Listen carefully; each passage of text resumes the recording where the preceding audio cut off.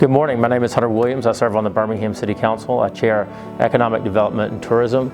I'm really happy today to be joined by Dr. May. Dr. May has a very unique story, life story, who has really endured many different obstacles and has a lot of insight on overcoming those obstacles as we discuss the Holocaust, what it has meant to him, his family, as well as his descendants, all of which have a home in the Birmingham metro area.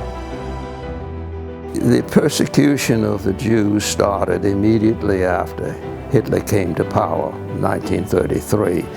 I remember marching, the SA and the stormtroopers marching in the streets, boycotts of Jewish stores, the Hitler Youth that encompassed all the kids. I was isolated, segregated, and shunned. I had no one to play with, no one to talk to. And this one could tolerate for a little while, but became intolerable after a few years. And then at 9, you moved to Frankfurt with your aunt, but is that a direct effect of it being so unlivable? I'm imagining in Camberg, in Camberg. Yes. You see, in a small town, everybody knows everyone else, and I was a kid walking down the street, there goes the Jew.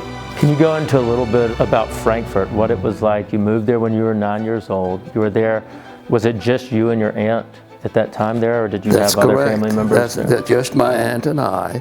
We would walk the streets, no one would know us. No one would abuse us. No one in a big city, you could get lost. And how long were you in the school? Several years, until age 12. Okay. At age 12, this was in 1938. In November, Kristallnacht happened. Jewish institutions, homes were invaded, destroyed. This is when the synagogues were burned. This is when my school was burnt. We were told that to get out of the house by a quote, a friend, because bad things will happen. And Kristallnacht, it obviously means Night of the Broken Glass. Right.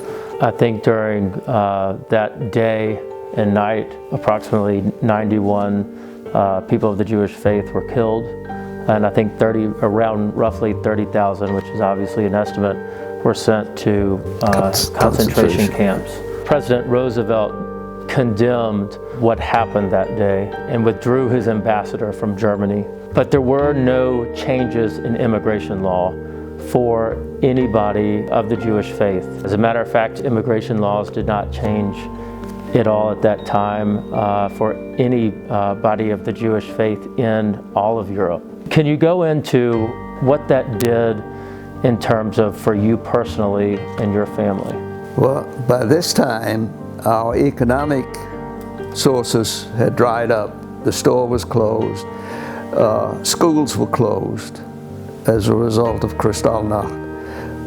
The Jews in Germany at this time were economically non-viable. Everyone was saying, where can we go?